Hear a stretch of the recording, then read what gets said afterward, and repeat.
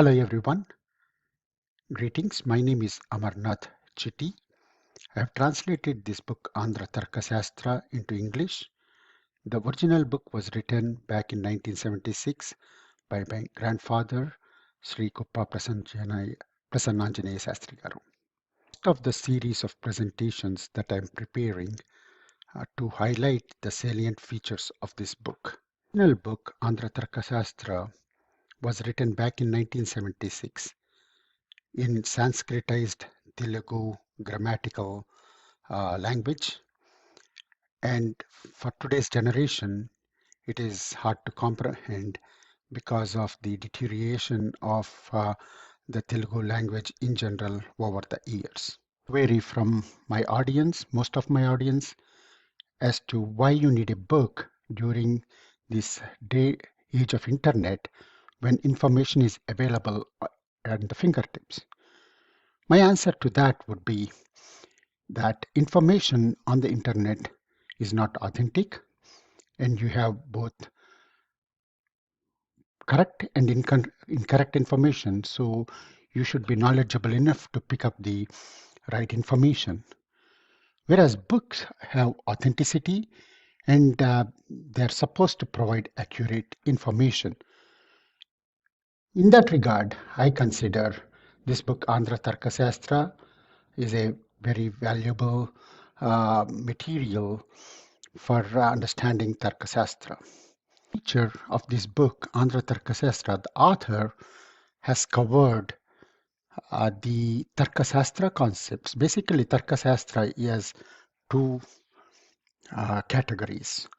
One we call Vaiseshika. Vaiseshika is understanding the material and understanding the material and their properties. It can be physical or virtual material. I think we'll go into the details in the subsequent sections. This is predominantly covered in Tarka Sangraha, written by Sri Annambatu Garu back in 17th century. And the second half of the book covers the Anumana Pramana, that means the core concepts of Tarka Sastra, the science of making the arguments and how to get results from such arguments and discussions. I get from my audience is, are the concepts of Tarka Sastra outdated for this generation?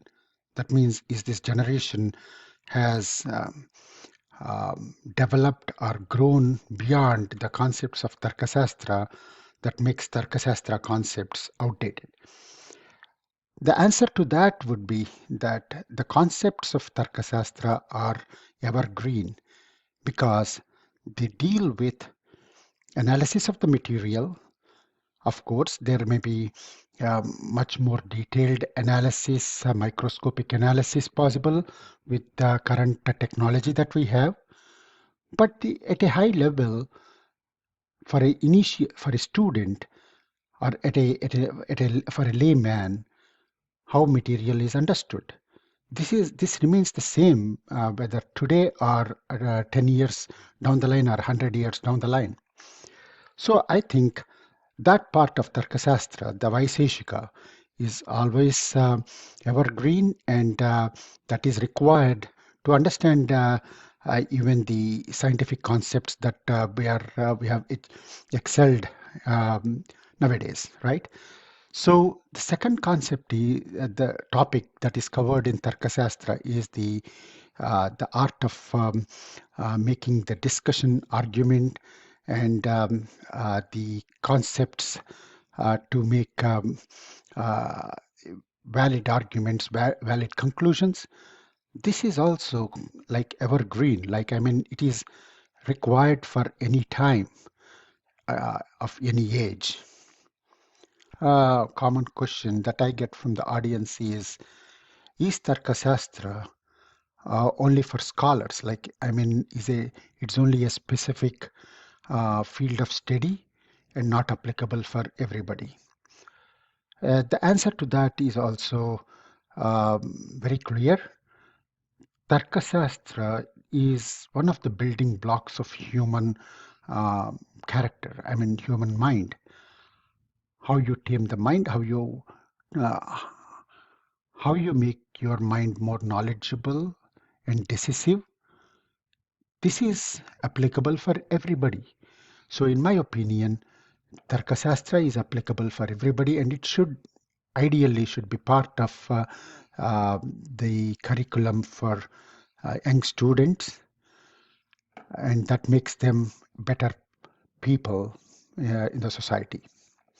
Introduction, I would like to move to the next topics as introduce what is Tarkasastra and its purpose and relevance. So, what is Tarkasastra?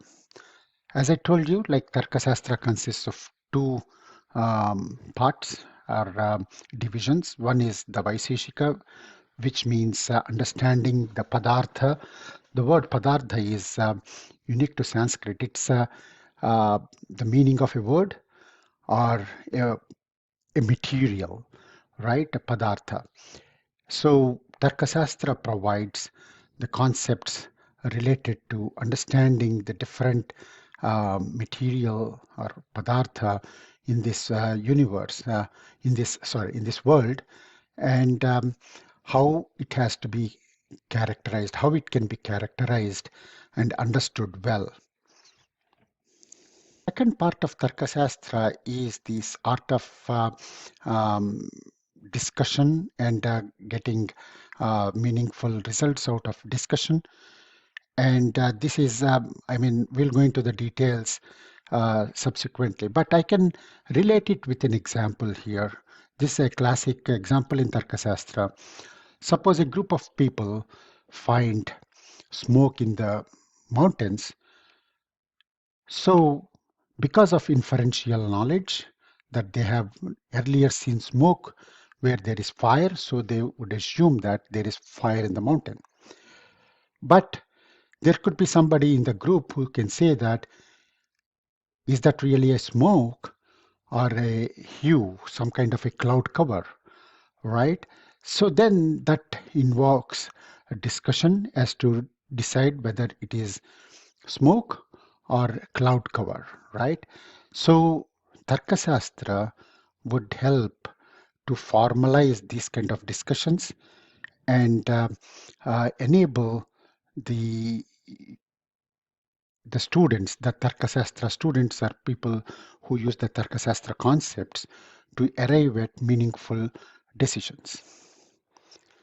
The purpose and relevance of Tarkasastra, we have spoken about it a little earlier, but as per Sri Annambatugaru, he's the famous Tarkas Pandit back in 17th century.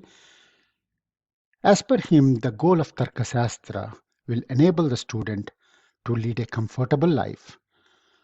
It will enable the student to get rid of sorrows from its roots and enable the mind to realize the purpose of life. So, going into a little bit more detail as how Tarkasastra enables a student to lead a comfortable life.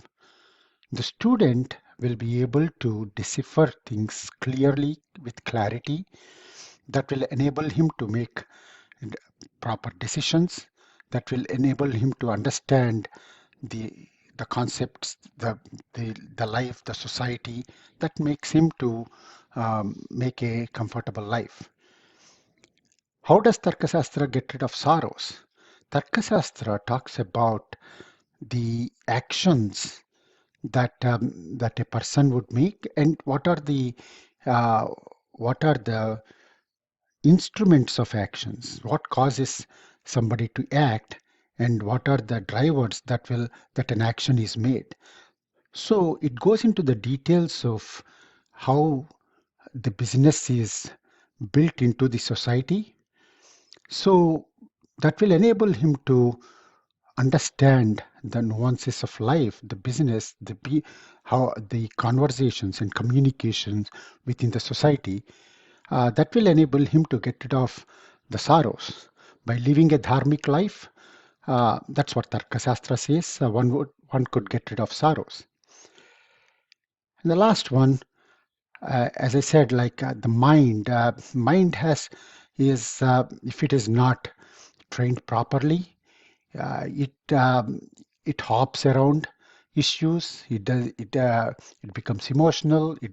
It thinks about in a disconnected manner. So mind, if it is trained properly, then it would be able to make judgments, arrive at conclusions in a more methodical and scientific manner. This enables the Tarkasastra student to have a more matured and level-headed behavior in the society. Is from learning Tarkasastra is first one. The student would to learn to do the systematic and logical analysis, as we discussed. The student would know the sources of knowledge. For example, for accurate knowledge, there are four types of accurate knowledge, like the cognizable knowledge, the knowledge by uh, observing physically, right? I mean, you get the direct information about a topic or a material or whatever, right? That's cognizable knowledge. Deducible knowledge, that means you infer based on your previous experiences and current information, you deduce the knowledge. That's called deducible knowledge.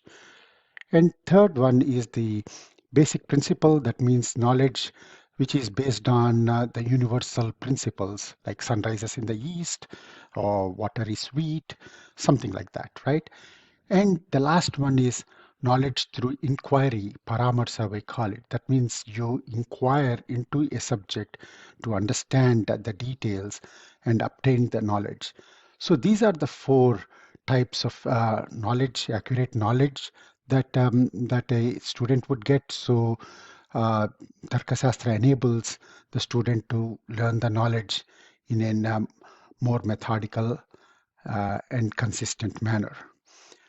Third one is to understand the purpose or cause for an action and the instruments of action. What are the drivers that will generate an action? And action generates a business. Business generates an intention, right? So basically, there's a chain reaction how the society works. So there is a between any two individuals or organizations, this intention is the most important binding factor, right? Tarkasastra would talk more into those details. And the next one, I think the motivation for a discussion, right?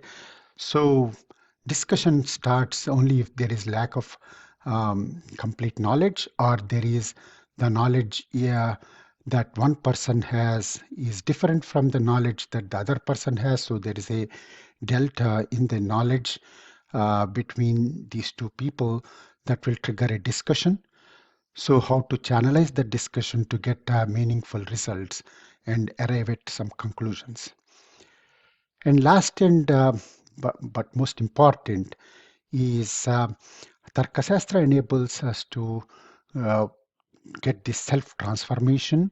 That means there will be a lot, it will enable a student, the Tarkasastra student, to do the introspection, to understand uh, what needs to be corrected in him, how he can improve himself. So it will enable self-transformation within the student. And I think, is this same as Tarkasastra, same as the Western epistemology? Uh, Epistemology also talks about knowledge, sources of knowledge, but it doesn't talk about self-transformation. This is the key differentiator between the Greek philosophy and the Indian philosophy. And I think with this, we can conclude this section. And in the next presentation, we are going to dig deeper into the topics of Tarkasastra. And with good examples, I'm going to make it an interesting presentation. Thanks, everyone.